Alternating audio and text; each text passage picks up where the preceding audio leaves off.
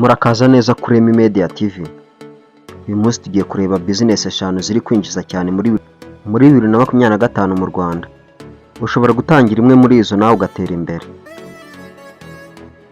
Bahaye ikaze. Business ya mbere ni e-commerce cyangwa online businesses. Hano harimo gucuruza online nko kuri WhatsApp, Instagram, Facebook ndetse na marketplace.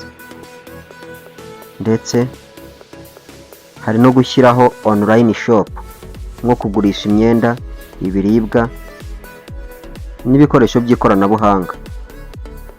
Kandi abantu benshi barashaka kugura badasohotse mu rugo. Iyi business rero ni nziza cyane.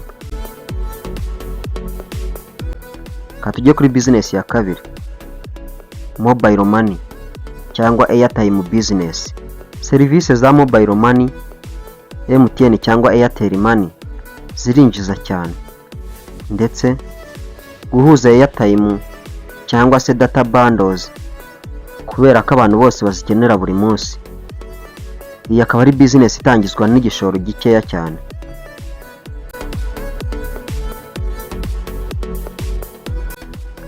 Tujye kuri business ya gatatu, ubuhinzi bwa kijyambere cyangwa agri business. Ahangaha ibiribwa nk'imbuto, imboga n'ibinyampeke birakenewe cyane. Bityo rero koresha ikoranabuhanga mu buhinzi, harimo nka serre cyangwa se drip irrigation. Iyi business yinjiza cyane kuko isoko rihoraho.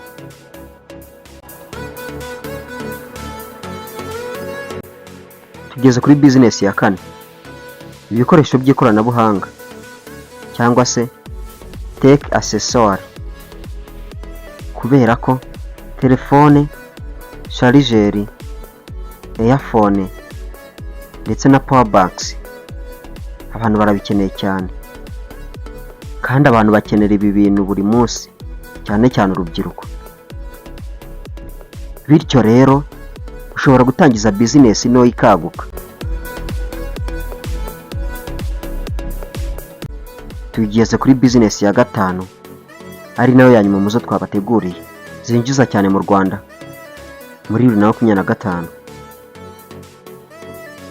Nurutsa ukanda like kuri iyi video. Transport or delivery service.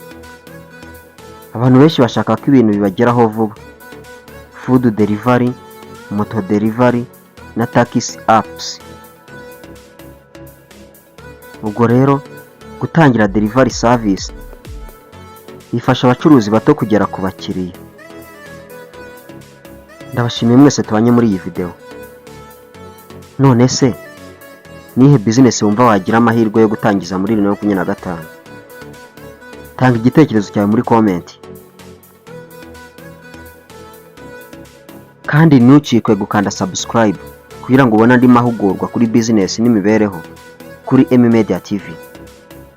Njye wateguriye kino kiganiro kandi nkakibegezaho Emmanuel Wihanganye. Iyi ni Emi Media TV. Naho ubutaha mu zindi video.